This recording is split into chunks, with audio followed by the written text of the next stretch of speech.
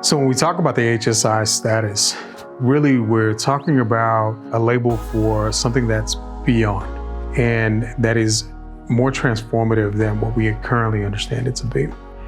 And I believe that the evolution of that designation really is requiring us to examine how do we serve students, which is to say, how are we supporting and serving their communities? Because when you invite Latinx and Hispanic folks to an institution of higher education, what you're actually doing is extending an invitation to the very communities and families that they belong to. This is so important not to only us, but for our family. And I mean, like growing up in a Hispanic family, like that's one of the biggest achievements that you can have is like just obtaining your college degree, and being the first in your family is so pivot for this community.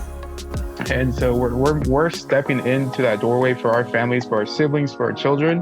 If you're going off to this faraway place, basically, you're not going to have your family with you all the time, and you just need to stay strong and stay true to yourself. And there's going to be a lot of influences wherever you go and like as you grow up, but as long as you remember your roots and as long as you remember where you come from, then that's all that matters. Texas State University officially became an HSI, or Hispanic Serving Institution, in 2011.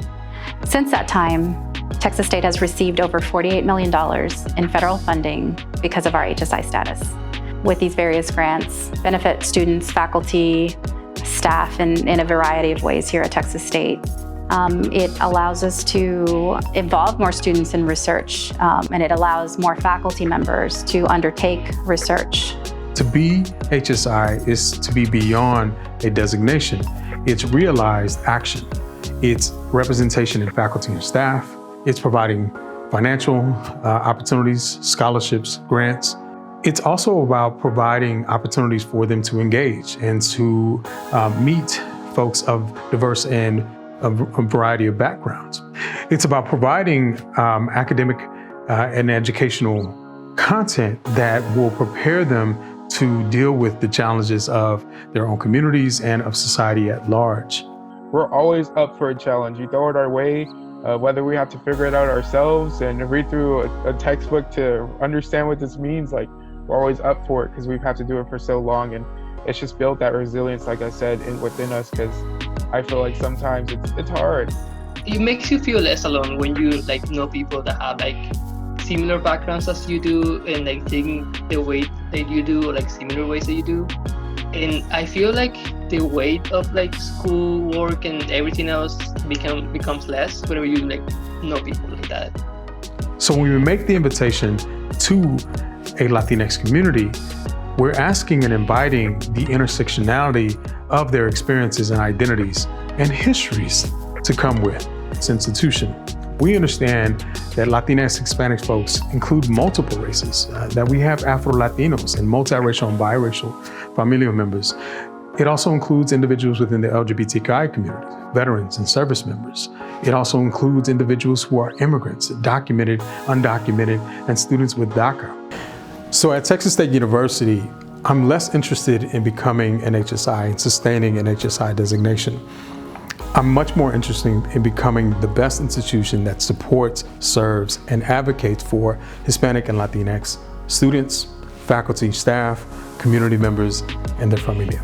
The primary goal is to support and enhance existing services, facilities, things like that are going to be infrastructures, processes, what we try to provide in terms of support services that they are directly impacting students. So primarily we do enhance direct support services such as tutoring, supplemental instruction, peer mentoring, academic coaching, a lot of the services that are already in existence.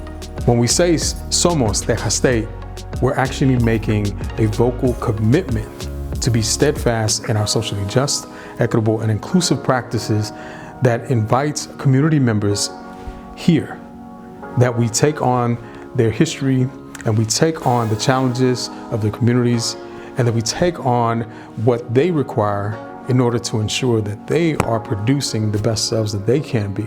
And ultimately, that our students are prepared to meet the challenges of society. And so when we say Somos, we are actively being part of their own communities and their families.